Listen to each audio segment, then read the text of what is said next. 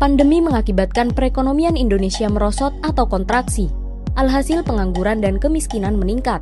Badan Pusat Statistik mencatat jumlah penduduk miskin pada September 2019 sebesar 24,79 juta orang. Sementara jumlah penduduk miskin pada September 2020 sebesar 27,55 juta orang. Artinya ada peningkatan sebesar 2,76 juta orang. Demikian pula pengangguran. Pada Agustus 2019, terdapat pengangguran terbuka sebesar 7,1 juta, sedangkan setahun setelahnya meningkat sebesar 9,77 juta. Artinya, terjadi kenaikan angka pengangguran sebesar 2,67 juta orang. Selain ditunjukkan oleh angka hasil survei. Halo semuanya, dengarkan di sini aku Trisha Putindira. Di sini aku akan menjelaskan mengenai Sustainable Development Goals. Lalu Sustainable Development itu apa sih? Nah, Sustainable Development ataupun SDGs merupakan suatu agenda pembangunan dunia yang bertujuan untuk kesejahteraan manusia secara global. Nah, tujuan diadakannya pembangunan berkelanjutan ini adalah untuk membangun peningkatan kesejahteraan ekonomi masyarakat secara berkesinambungan, serta adanya pembangunan yang menjaga keberlanjutan kehidupan sosial masyarakat, adanya pembangunan menjaga kualitas hidup, dan juga adanya pembangunan yang menjamin keadilan dan pelaksananya tata kelola yang mampu menjaga peningkatan suatu kualitas hidup dari generasi ke generasi berikutnya. Dalam Sustainable Development terdiri dari 17 tujuan untuk menyejahterakan masyarakat.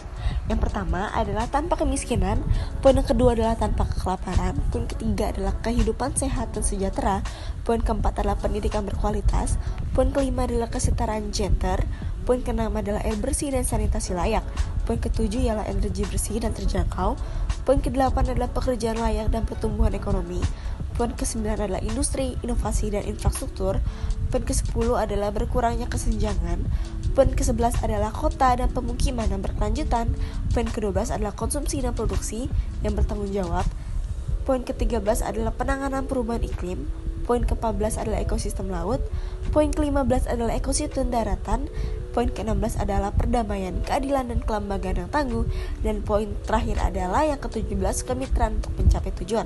Upaya pencapaian target SDGs ini menjadi prioritas pembangunan nasional. Lalu siapa sih yang menjalankan SDGs itu sendiri?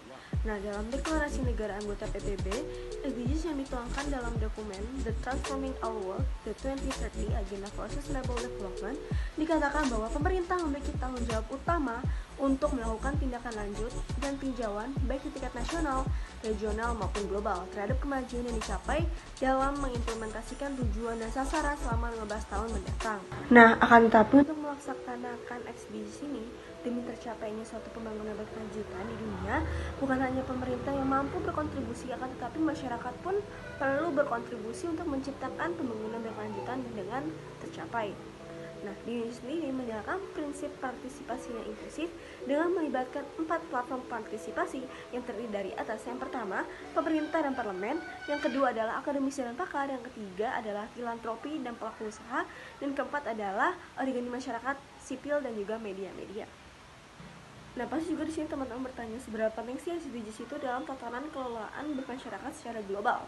Nah, berkaca pada kenyataan yang dimana terdapat tingkat kelaparan global tertinggi yaitu pada tahun 2005 dan perlu adanya 286 tahun untuk mengatasi kesenjangan gender. Selain itu juga terdapat sepertiga negara berkembang mengalami krisis utang dengan negara maju, di mana hal tersebut merupakan hal yang sulit untuk diatasi dari negara-negara yang mengalami permasalahan tersebut.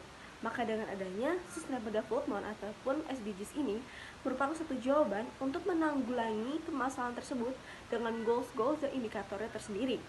Nah, pembangunan berkelanjutan ini dapat terlaksana dengan baik dengan kerjasama negara dan juga masyarakat, yang dimana pemerintah dan masyarakat mampu memberantas hal tadi seperti kemiskinan, kesenjangan sosial, kesenjangan gender, kesenjangan yang lainnya, keadilan, dan masih banyak lainnya yang itu dijadikan tujuan pembangunan keberlanjutan, yang dimana PBB dalam SDGs ini juga menargetkan kemiskinan ekstrim tersebut hapus pada 2030, yang dimana 2030 itu merupakan tahun untuk tercapainya SDGs ini. Dan hal ini sangat penting adanya demi tercapai suatu tatanan dunia yang adil dan juga sejahtera demi keberlangsungan hidup manusia secara tertata.